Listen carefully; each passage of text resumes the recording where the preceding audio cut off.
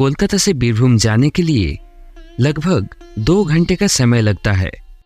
लेकिन काफी आंधी और तूफान की वजह से उस दिन नए मास्टर जी अजय को 5 घंटे से भी ज्यादा समय लग गया। नौकरी के 3 साल में इस बदलाव से वो काफी अनजान था। वो भी शहर छोड़कर एक दूर गांव में पहली बार वो किसी अनजान जगह में जा रहा था। दोपहर के 2 बजे की ट्रेन में बैठते ही काफी तेज बारिश होने लगी और साथ में बिजली की कड़कड़ाहट।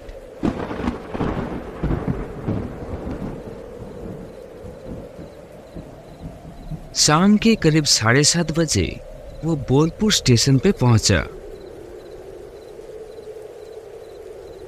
तेज तूफान के चलते स्टेशन में कुछ 2 से 3 फेरी वाले नजर आ रहे थे।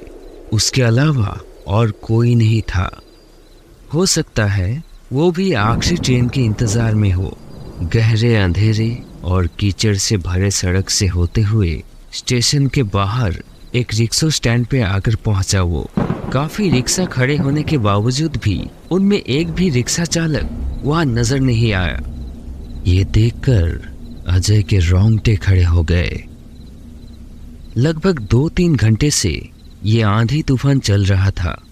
फिलहाल थोड़ा कम है। अभी सही मौका है। जल्द से जल्द अजय को कदमपुर स्टाफ क्वार्टर में पहुंचना ही होगा। लेकिन वो अकेले इस हालत में कैसे पहुंचेगा? बिजली भी नहीं है, एक भी स्ट्रीट लाइट्स भी नहीं जल रहे। फोन की रोशनी के सहारे वो इस अनजान रास्ते से कैसे पहुंच पाएगा?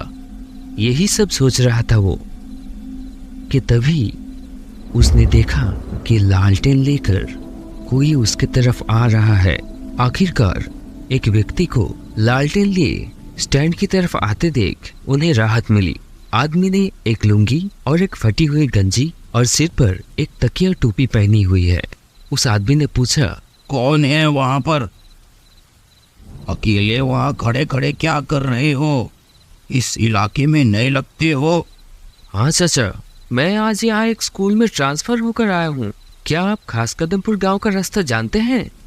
लेकिन रात के समय वहां ना जाना ही ठीक रहेगा। आज रात किसी तरह इस स्टैंड पर ही गुजार लो। कल सुबह मैं तुम्हें वहां खुद छोड़ आऊंगा।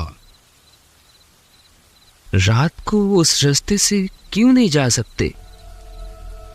बहुत लंबी कहानी है, रहकर देखो यहाँ, खुद ही जान जाओगे।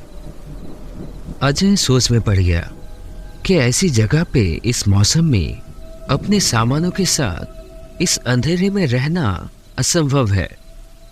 इसके अलावा सांप के काटने का भी खतरा है। किसी भी तरह उसे क्वार्टर तक पहुंचना है। ठीक है, आपको मेरे साथ आने की जरूरत नहीं है, लेकिन बहुत अच्छा होगा यदि आप मुझे ये रास्ता दिखा सके।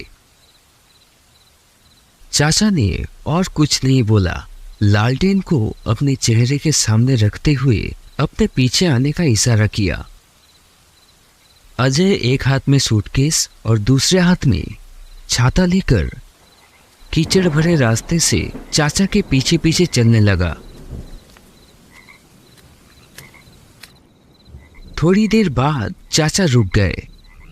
कहा, यहाँ से अब जंगल का रास्ता है। कोई अगर पुकारे पीछे मुड़कर मत देखना, सीधे आगे बढ़ते रहना। कुछ ही दूर में वो घोष कदमपुर गांव दिखेगा। अब मैं चलता हूँ, संभल कर जाना, ठीक है? ये कहते हुए उन्होंने अजय को लालटेन देकर अलविदा कहा। अजय जंगल के रास्ते बहुत सावधानी से आगे बढ़ने लगा। घने जंगल से कीड़े मकोड़े और जंगली जानवरों की आवाजें आने लगी। लेकिन अजय बचपन से ही बहुत बहादुर है। वो आसानी से नहीं डरता। वो एक पल भी नहीं रुका। अचानक कंधे पर एक हाथ का स्पर्श अनुभव किया। उसके शरीर में सिरन दौड़ गई। इस अंधेरे और सुनसान जगह में, जहां गांव वाले भी शाम ढलने के बाद आने से डरते हैं, उस रास्ते पर कौन हो सकता है?